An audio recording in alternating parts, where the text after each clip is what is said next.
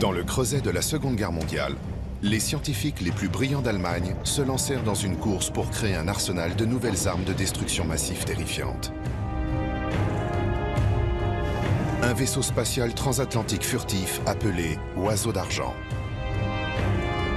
Un rayon de la mort invisible digne d'une œuvre de science-fiction. Des fusées, des soucoupes volantes et même une bombe atomique. 70 ans plus tard, des dossiers nazis longtemps restés secrets révèlent les plans de ces machines et de bien d'autres armes miracles dévastatrices. Elles sont les chefs-d'œuvre d'une quête désespérée visant à terrifier les États-Unis et leurs alliés, gagner la guerre et dominer le monde pendant 1000 ans.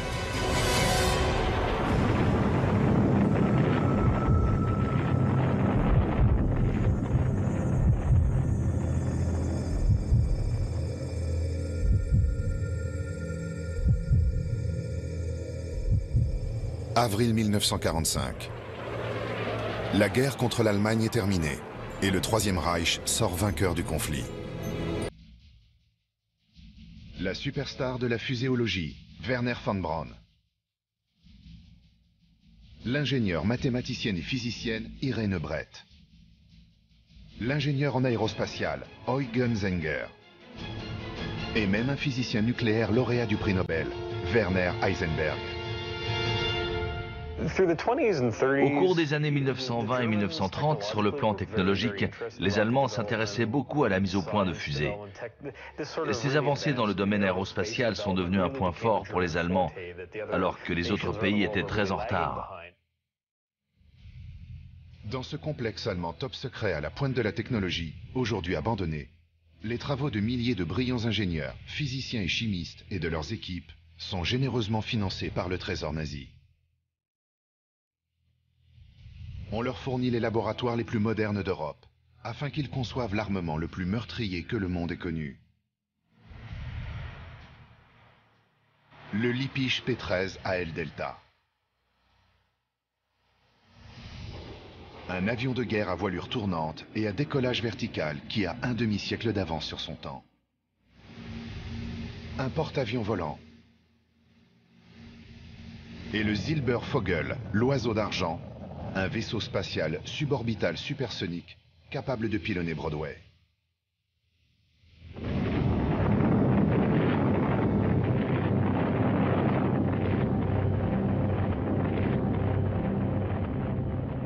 Les Allemands auraient pu lancer une attaque sur les États-Unis, faire atterrir leurs bombardiers dans l'océan après qu'ils aient largué quelques tonnes de bombes sur New York, par exemple. Les Américains n'avaient pas de défense aérienne pour les arrêter. L'oiseau d'argent n'a jamais été construit, mais aujourd'hui des questions subsistent. Comment les savants allemands ont-ils pu prendre autant d'avance sur leurs ennemis? Sur quelles connaissances scientifiques ces machines reposent-elles? Les génies du programme scientifique nazi ont-ils failli permettre à Adolf Hitler de remporter la victoire?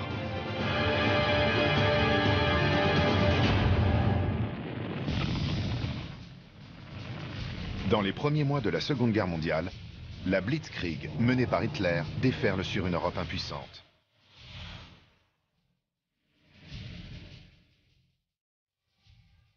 L'Allemagne est la première nation moderne à miser sur la science et la technologie pour asseoir rapidement sa domination sur le monde.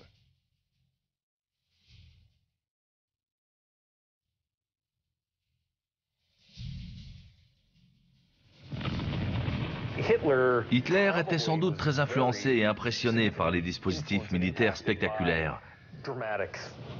Les Allemands tendaient à privilégier la qualité plutôt que la quantité.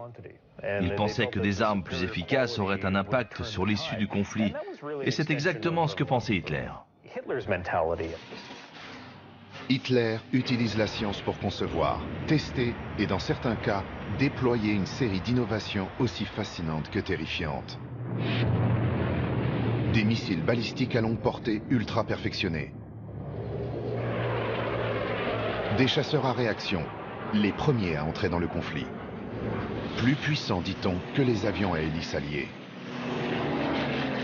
Ou encore la première aile volante furtive, digne de la guerre des étoiles, conçu des décennies avant le bombardier furtif américain B-2.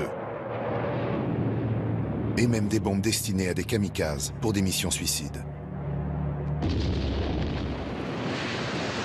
Les Alliés sont mal préparés. Les programmes de développement de missiles américains pendant la guerre étaient très peu avancés en comparaison de ce que les Allemands avaient déjà accompli. Sur cette petite île reculée de la mer Baltique se trouve un complexe de laboratoires et d'aérodromes top secrets.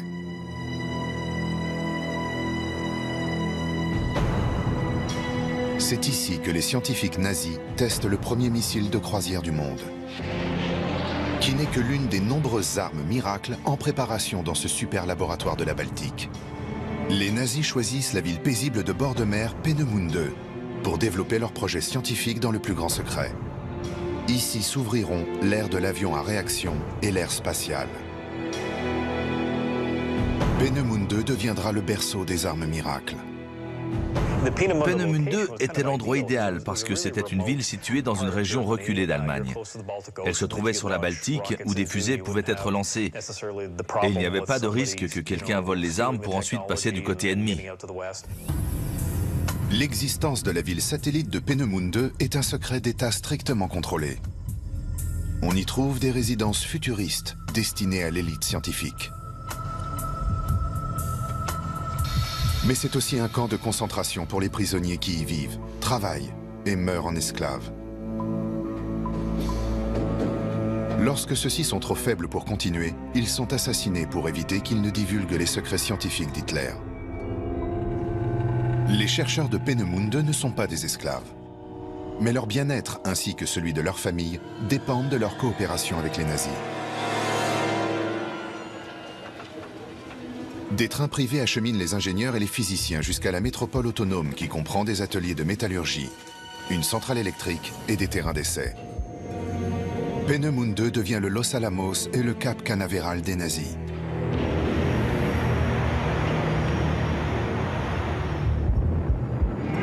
Nous sommes en 1943 en Allemagne. Une pluie de bombes alliées s'abat sur le pays. Mais Adolf Hitler croit encore à la victoire. Les nazis préparent un arsenal de nouvelles armes de destruction massive terrifiantes, dont les capacités et la portée sont telles que même les États-Unis ne seront pas épargnés. Hitler charge son ministre de la propagande de rallier le peuple allemand autour des objectifs de victoire et de vengeance.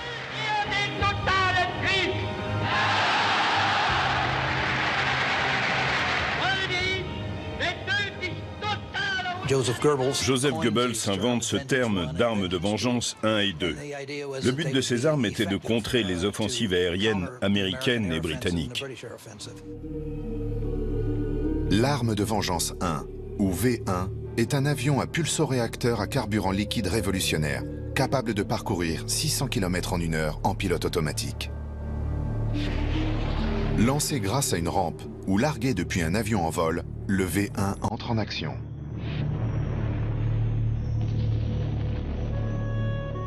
Un système perfectionné de contrôle de trajectoire par gyrocompas le guide vers sa cible.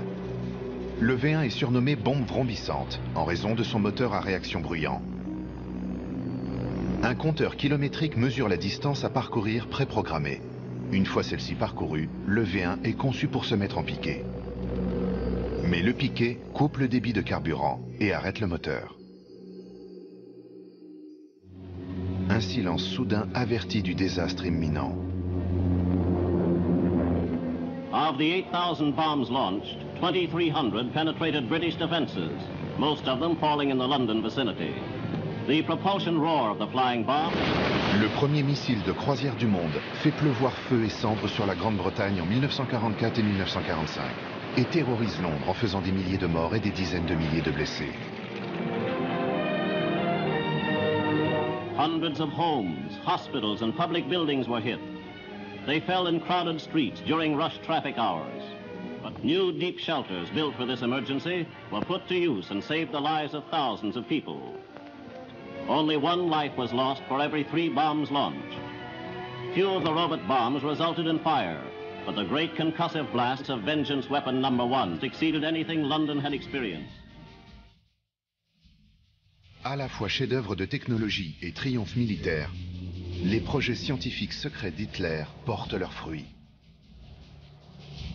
Mais les V1 ont un gros problème. Ils manquent de précision.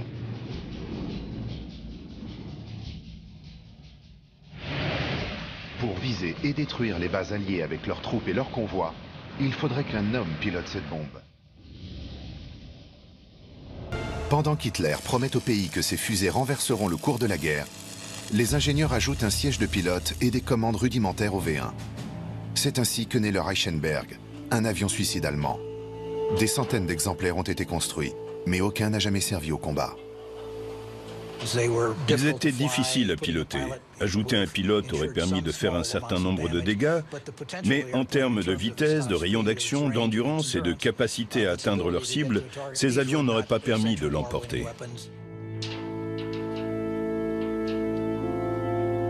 Des décennies plus tard, les plans d'origine du Reichenberg refont surface dans des archives privées.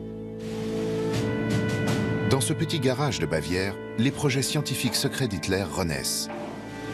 Plusieurs armes miracles sont ici reconstruites ou réparées pour des musées. Les constructeurs bavarois découvrent des soudures de qualité inégale, ce qui laisse penser que certaines ont été réalisées par des techniciens qualifiés, d'autres par des prisonniers de camps de concentration épuisés.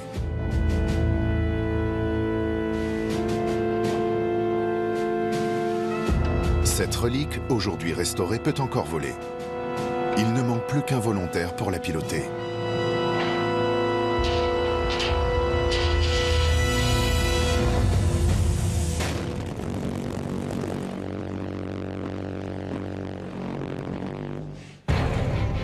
Pour les scientifiques secrets d'Hitler, aucun concept n'est trop futuriste, aucun système de propulsion et aucune configuration d'ailes trop farfelue. Certains voleront, d'autres échoueront. On retrouvera bon nombre d'entre eux dans les zones de guerre du XXIe siècle. Et par un curieux retournement de l'histoire, l'un des scientifiques d'Hitler les plus talentueux survivra à la chute du Troisième Reich et deviendra un héros américain. En 1943, le Parti national-socialiste allemand annonce la création de l'arme de vengeance V1, ce qui laisse supposer qu'un V2 est également prévu. C'est ainsi que dans le complexe secret nazi de Peenemünde, les ingénieurs donnent naissance à l'ère spatiale, grâce à un jeune physicien brillant, Werner von Braun, et à sa fusée A4, par la suite baptisée V2.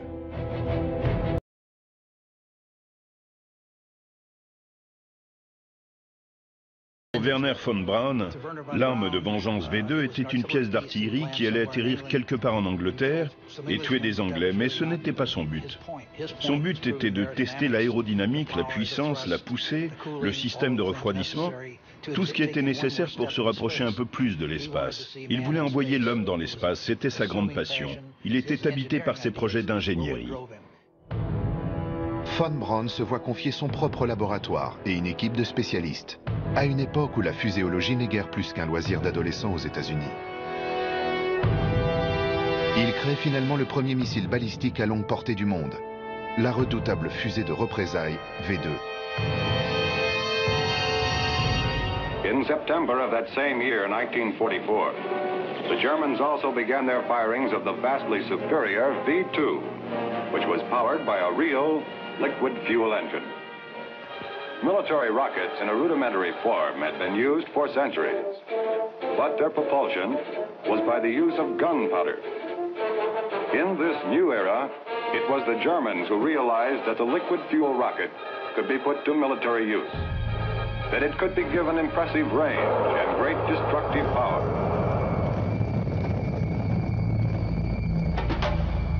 L'importance accordée par les Allemands aux technologies de pointe change radicalement les capacités scientifiques et militaires.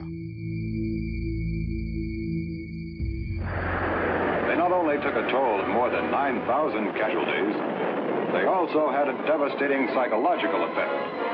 For unlike the buzz bomb, the V2 fell without warning. It had a speed of 3,300 miles per hour, and it could not be intercepted by fighter aircraft or brought down by anti-aircraft artillery. Selon Walter Boyne, von Braun était plus intéressé par la science que par la victoire. Tout ce qui comptait pour lui, c'était de résoudre les problèmes d'aérodynamique, les problèmes de commande, de combustion, toutes ces questions inhérentes à la conception d'un missile balistique, non pas en tant qu'arme, mais en tant que moyen d'aller dans l'espace. Mais aucun scientifique allemand ne peut défier le Führer. Et pas question de parler de défense. Un domaine aurait réellement pu avoir un impact sur l'issue du conflit, mais il a été négligé par les Allemands. Ce sont les technologies de défense. Les scientifiques nazis devaient être politiquement irréprochables. Les armes ne devaient donc pas paraître trop défensives pour ne pas donner l'impression que le pays perdait la guerre.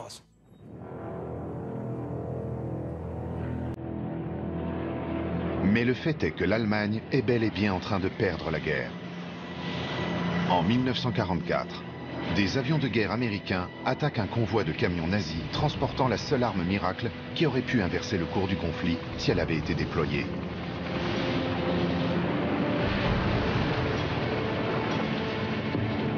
Le Typhoon, le premier missile sol-air de défense du monde conçu pour permettre aux nazis de lutter contre les bombardiers alliés. Les Allemands auraient pu, à partir de 1943, s'ils avaient mieux utilisé leurs ressources, se concentrer non pas sur le V2 pour frapper la Grande-Bretagne, mais sur une série de missiles antiaériens pour abattre les bombardiers qui survolaient leur sol. Ils auraient pu créer un système de défense aérienne intégré et efficace.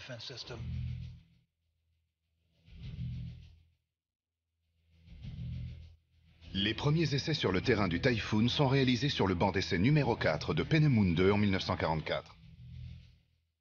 C'est un missile révolutionnaire et économique. Un simple tube d'acier de près de 2 mètres de long, rempli d'un mélange d'acide nitrique et de carburant de synthèse. Il peut parcourir plus de 10 km en seulement 14 secondes. Plus d'1 million de Typhoon doivent être produits d'ici 1945. Ils n'ont jamais été fabriqués. C'était clairement au-dessus des capacités des Allemands. Dans un premier temps, ils pensaient avoir gagné la guerre, et ensuite ils étaient trop occupés à faire durer la guerre pour se maintenir au pouvoir le plus longtemps possible. Ils n'ont jamais consacré les ressources nécessaires, jamais permis aux personnes qui auraient pu concevoir ce système de défense de se réunir pour le faire. Il y avait trop de méfiance, trop de politique partisane. Cette simulation par ordinateur montre à quoi ressemblera la plateforme de tir mobile des fusées de défense Typhoon une fois reconstruite. De telles recréations contribuent à alimenter la fascination qu'exercent les armes miracles aujourd'hui. Ces artisans ne fabriquent qu'un seul Typhoon, et non les millions de missiles voulus par l'Allemagne pour laver le ciel des bombardiers alliés. Ce sera finalement l'ingéniosité des armes nazies et non leur nombre qui propulsera le monde plus loin, plus vite et plus haut que jamais.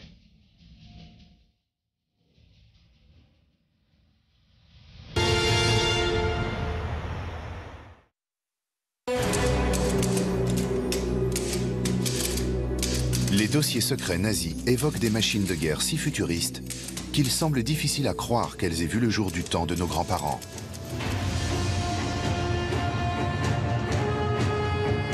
Le vol motorisé n'existe que depuis 30 ans lorsqu'Hitler s'empare du pouvoir. Pourtant, en quelques mois, les planches à dessin du Troisième Reich débordent de projets incroyables.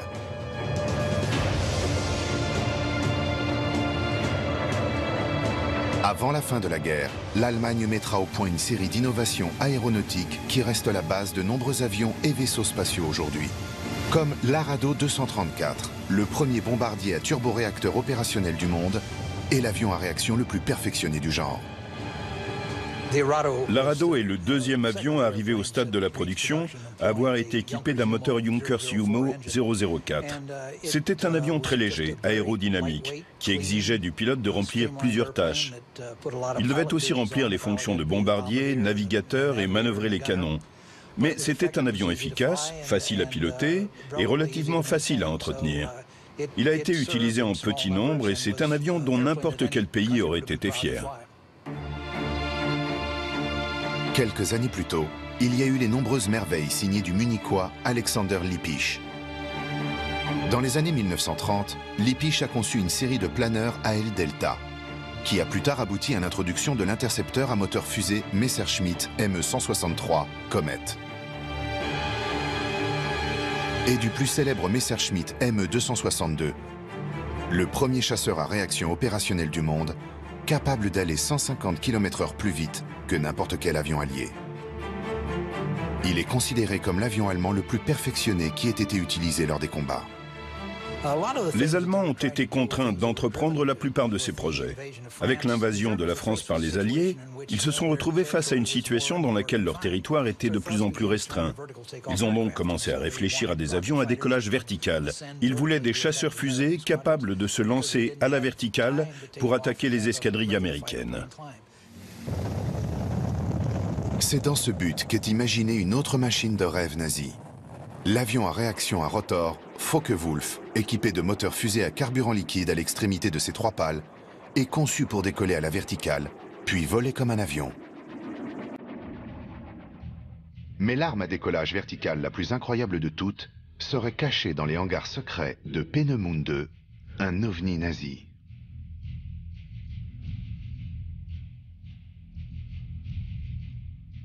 Un article du magazine d'information allemand Der Spiegel révélera plus tard l'invention secrète que Rudolf Schriever prépare pour les SS depuis la Tchécoslovaquie voisine.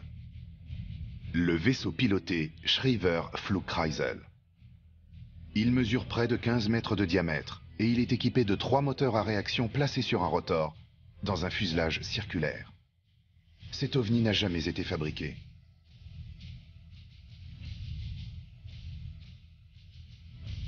Mais on trouve d'autres indices menant à une soucoupe volante ici en bordure de forêt et de rivière alpine, dans un château de Haute-Autriche. Une invention en forme de disque semblable à une hélice. Elle utilise les principes de transformation de la matière et de transfert d'énergie pour créer un moteur sans carburant, dont le fonctionnement repose sur les turbulences naturelles créées par de l'eau ou de l'air tourbillonnant. Pour Jörg Schauberger, grâce au concept de système de propulsion totalement nouveau imaginé par son grand-père, les rumeurs d'OVNI sont devenues réalité.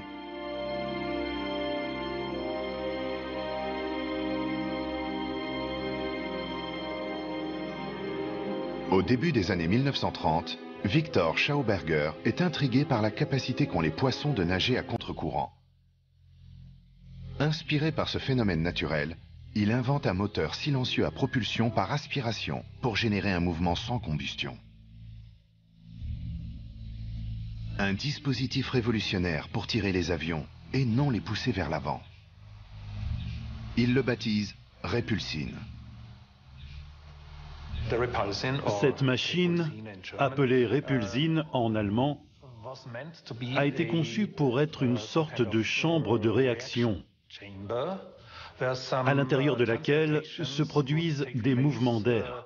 Les molécules sont aspirées dans cette chambre.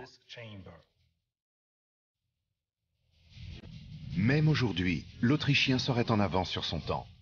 Au cours de la Seconde Guerre mondiale, son invention s'inscrit parfaitement dans la quête d'armes miracles d'Hitler. Contre son gré, Victor Schauberger pénètre au cœur même du programme scientifique nazi.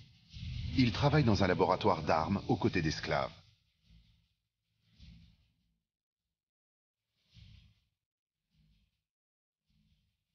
La Repulsine n'est absolument pas une arme. Elle a été conçue uniquement pour servir de système de propulsion, mais pas pour être utilisée comme arme. Mais ailleurs, l'innovation meurtrière bat son plein.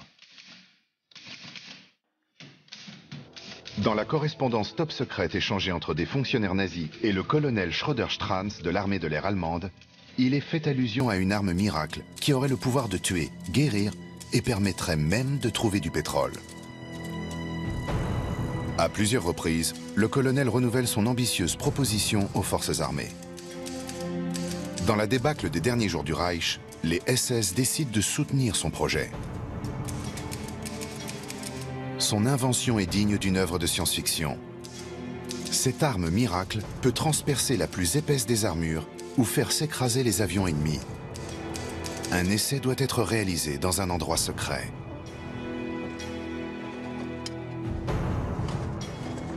Les caisses sont déchargées de nuit afin que personne ne soit averti de cette opération confidentielle. Elles contiennent des métaux précieux et un compteur Geiger pour mesurer le rayonnement. Mars 1944, à l'aube. Le colonel s'envole pour la zone de test.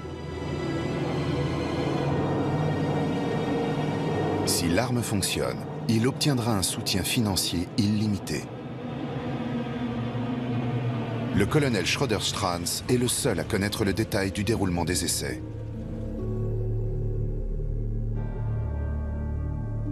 Une carrière en pleine forêt dans le massif du Harz.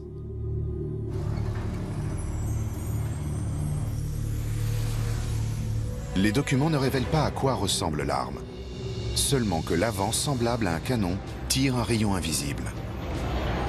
Le colonel Schroeder-Stranz a inventé un faisceau de rayons X. Compte tenu des connaissances techniques de l'époque, voilà à quoi cette arme aurait pu ressembler. Malgré les pénuries dues à la guerre, les scientifiques nazis ont toujours accès à des métaux précieux et à des appareils de mesure, devenus extrêmement rares.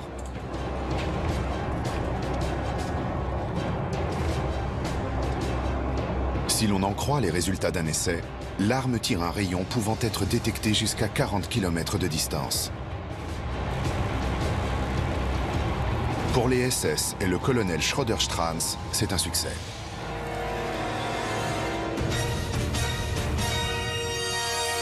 Mais un jour, le dossier est clos, mystérieusement. L'unité spéciale est dissoute en octobre 1944. Aucune explication n'a été trouvée à ce jour. Entourés de secrets, les projets scientifiques d'Hitler sont à la frontière entre réel et imaginaire. Mais l'une des quêtes du Führer est incontestable. C'est la course la plus désespérée et la plus décisive de toutes. Qui fabriquera la première bombe atomique ?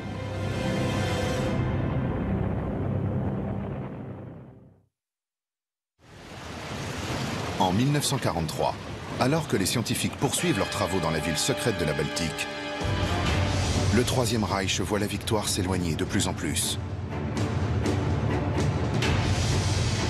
À l'est, l'armée allemande est forcée de faire demi-tour à Stalingrad.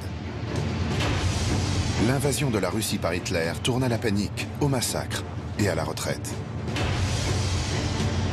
À l'ouest, les pilotes britanniques enregistrent les premières images aériennes des usines et installations de lancement de fusées de Peenemünde. Les bombardiers britanniques pilonnent le complexe. Ils prennent pour cible les résidences où vivent les scientifiques et ingénieurs d'Hitler. Des centaines de personnes trouvent la mort. D'une certaine manière, Peenemünde ne s'en est jamais totalement remis. Le centre a perdu du personnel, des scientifiques et des équipements de recherche essentiels. La production de Peenemünde est transférée sous terre, dans des forteresses creusées dans la montagne et des mines, à l'abri des bombes alliées.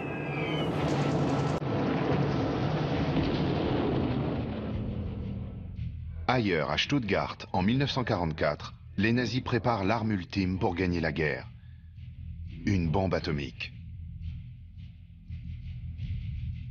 Une équipe de scientifiques allemands tente de percer le secret de la fission nucléaire pour produire de l'énergie électrique.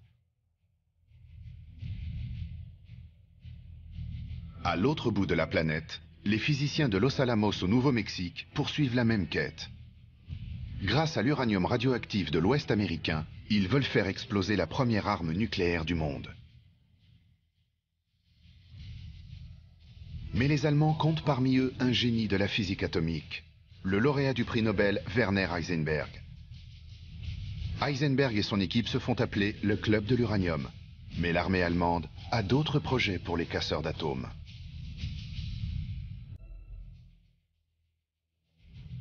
Au début de l'année 1945, ni l'armée ni les chercheurs américains ne sont au courant de l'état des capacités nucléaires de l'Allemagne. Une mission américaine secrète portant le nom de code Opération Alsos est lancé pour savoir si le projet de bombe atomique allemand existe. Près de Stuttgart, sous un château à Eigerloh, les agents de l'opération Alsos découvrent un réacteur nucléaire dans une cave en pierre.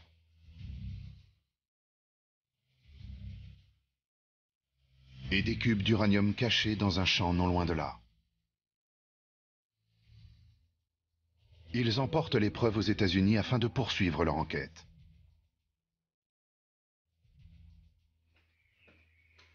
Quelques mois plus tôt, dans ce même château du Moyen-Âge, une cargaison clandestine d'eau lourde, un ingrédient clé pour accéder à l'énergie nucléaire, est arrivée en provenance de la Norvège occupée par les nazis. Et ce, malgré les courageuses tentatives de la résistance norvégienne pour l'empêcher d'atteindre l'Allemagne. Un code secret révèle la quantité de deutérium contenu dans chaque baril. Le deutérium, un isotope de l'hydrogène, rend l'eau environ 10% plus lourde. Les nazis ont pour but de combiner cette eau lourde au cube d'uranium et ainsi d'ouvrir l'ère nucléaire.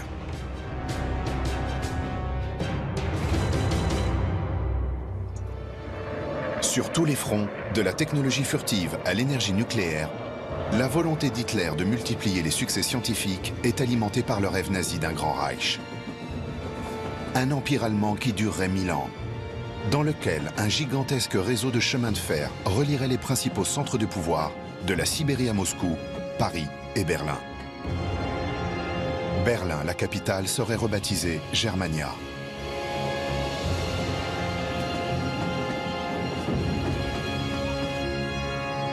Elle deviendrait le centre d'un nouvel ordre mondial à la pointe de la technologie.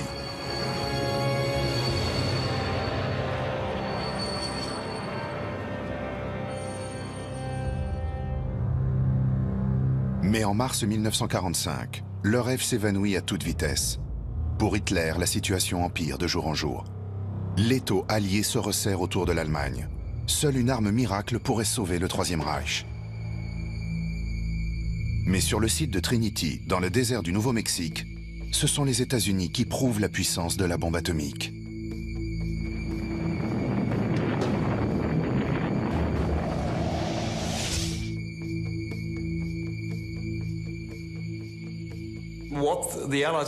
Il y avait un sujet qui intéressait beaucoup les Alliés vers la fin de la guerre, c'était la bombe atomique allemande. Où en étaient les recherches allemandes? C'était la grande question. Les Alliés ont donc réuni les 10 plus grands scientifiques nucléaires allemands à Farm Hall, une maison près de Cambridge. Ils les y ont enfermés. Et ils ont découvert que, d'une part, les Allemands ne possédaient pas de bombe atomique et que, d'autre part, ils n'avaient en fait pas la moindre idée de son fonctionnement. Mais qu'en est-il des armes miracles nazies qui ont effectivement vu le jour? Et que leur doit-on aujourd'hui?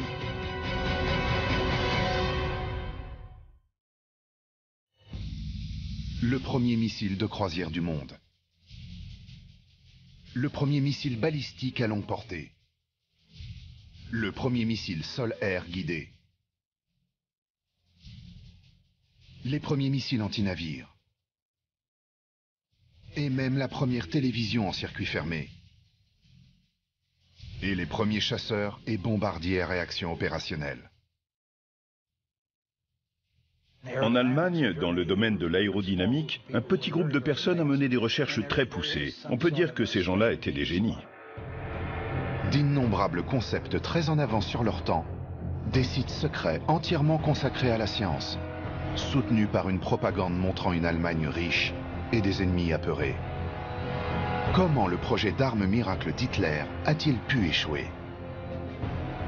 En Allemagne, pratiquement tout était confidentiel. Tout projet scientifique était tenu secret. Cela a nui aux Allemands. Qui plus est, ils avaient un système de sécurité extrêmement strict. Et il n'y avait donc pas le niveau de communication que l'on trouve dans une bonne communauté scientifique. D'un côté, on avait des passionnés qui construisaient des machines de rêve, mais sans les ressources suffisantes. Et de l'autre, des personnes qui allouaient des ressources, mais sans rien savoir des projets. Et tout en haut se trouvait Hitler, qui avait le dernier mot sur des tas de sujets, mais qui n'en avait que des informations partielles. Cette atmosphère de secret si étroitement contrôlée a considérablement ralenti la production de guerre. Les Allemands ont produit environ 1300 ME-262, dont 300 qui ont été utilisés au combat. Et à cette époque, les Alliés envoyaient 1000 bombardiers et 1000 chasseurs au-dessus de l'Allemagne chaque jour. Le Troisième Reich a permis le développement de centaines d'inventions meurtrières. Mais pour les déployer et gagner la guerre, il aurait fallu donner la priorité à une poignée seulement de ces armes miracles et les fabriquer par milliers. Par chance, les Allemands n'avaient ni les méthodes de production, ni les matériaux, ni l'organisation nécessaire. Si l'Allemagne s'était concentrée sur sa défense, si elle avait choisi ses armes de manière plus stratégique et fortement augmenté la production de celles-ci, la guerre aurait pu avoir une toute autre issue. Cela aurait rendu l'invasion alliée de 1944 très difficile et problématique. L'invasion aurait été repoussée jusqu'en 1945 et la guerre aurait pu se terminer avec le largage de la première bombe atomique sur l'Allemagne plutôt que sur le Japon.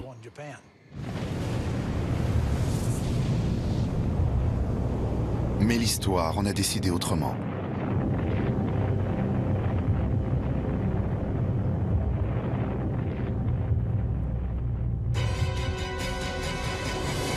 En 1945, le rêve nazi est enfin anéanti par les bombes alliées.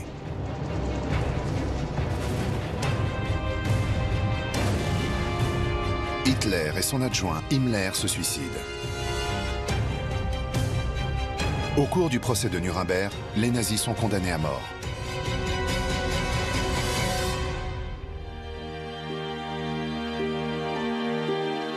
Le monde entier découvre l'horreur indescriptible des camps de concentration. Et le caractère sans limite des sombres projets de domination d'Hitler.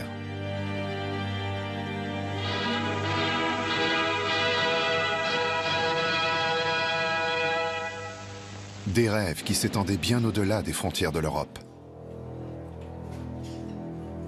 Des attaques contre l'Amérique avaient été envisagées dès 1939. Dans ce film d'actualité allemand très inventif, les nazis lancent une importante flotte aérienne à long rayon d'action sur les États-Unis, dans le cadre du projet America Bomber.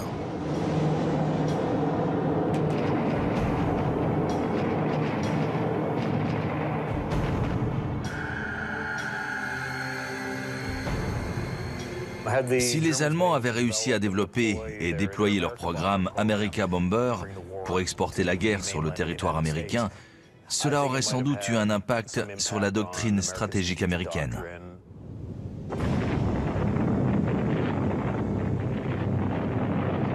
Surtout s'ils avaient employé des bombes atomiques.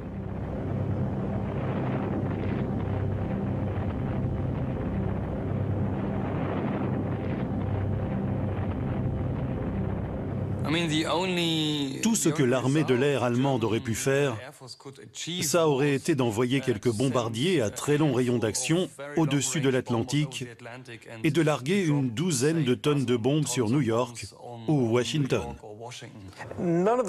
Aucun des projets d'armes de vengeance, et encore moins le projet America Bomber, n'aurait pu avoir l'effet visé sans l'arme nucléaire. Finalement, Adolf Hitler ne mettra jamais les pieds à New York. Mais le responsable de son programme scientifique secret, lui, traversera l'Atlantique et changera le cours de l'histoire. En 1945, alors que les troupes américaines et soviétiques se rapprochent de Berlin, le génie de la fuséologie Wernher von Braun, ainsi qu'un petit groupe composé de ses plus fidèles associés, doivent choisir leur destin. Se livrer aux Russes, prendre du cyanure ou se ranger du côté allié.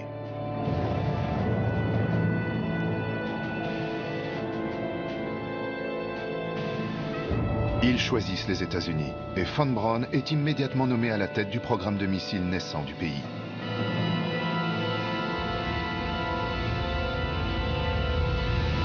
Sur les terrains d'essai de White Sands, au Nouveau-Mexique, von Braun travaille à la conception d'une nouvelle fusée. Il réalise son rêve spatial.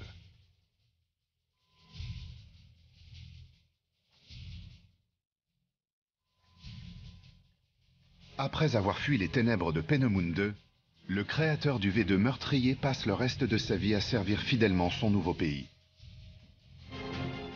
Grâce à von Braun, les États-Unis gagnent la course à l'espace et envoient un homme sur la Lune. Yes, we see it. We see it. Here it is. Okay, engine stop. Houston, Tranquility Base here. The Eagle has landed. Roger, Tranquility. We copy you on the ground. You got a bunch of guys about to turn blue. We're breathing again. Thanks a lot. C'est probablement la principale réussite des cerveaux de Peenemünde. Il ne fait aucun doute que Wernher von Braun est le plus grand concepteur de fusées américain du siècle. Pour beaucoup, c'est le plus grand concepteur de fusées du monde. Grâce aux connaissances et aux scientifiques allemands qui ont été ramenés aux États-Unis dans les années 1940 et au début des années 50, on peut donc dire, et tout le monde est à peu près d'accord là-dessus, qu'il y a presque un lien direct entre Peenemünde et l'homme sur la Lune avec Wernher von Braun. Mais les fusées ne sont pas les seules héritières des projets scientifiques secrets d'Hitler. Dans les années 1950, après avoir déchiffré des milliers de documents nazis, l'armée de l'air américaine effectue des essais en vol secret de cellules ressemblant étrangement aux incroyables machines de rêve conçues et testées à Peenemünde. The flying wing can carry a larger load faster, farther, and with greater economy than conventional airplanes of similar size and power. Few men indeed can see the flying wing in operation without saying, the plane of tomorrow is flying today. Si la guerre n'avait pas éclaté, l'Allemagne aurait peut-être produit des avions de ligne à réaction avant la Grande-Bretagne. La navette spatiale futuriste avec pilote baptisée Oiseau d'argent, conçue par les ingénieurs allemands Sanger et Brett, n'a jamais été construite. Mais la navette spatiale d'aujourd'hui et presque tous les moteurs fusées modernes utilisent encore les principes sur lesquels elle repose. Parallèlement aux travaux de von Braun sur le V2 et sur les types de carburant employés pour le V2, ces moteurs ont été par la suite utilisés aux États-Unis par Bell et par d'autres. Des versions plus perfectionnées de ces moteurs ont été utilisées pour le X-15 par exemple. Aujourd'hui encore, l'avion fusée X-15 conçu pour voler à haute altitude détient le record du monde de vitesse jamais atteinte par un avion piloté. À chacun de ces vols, l'homme a touché l'espace du doigt.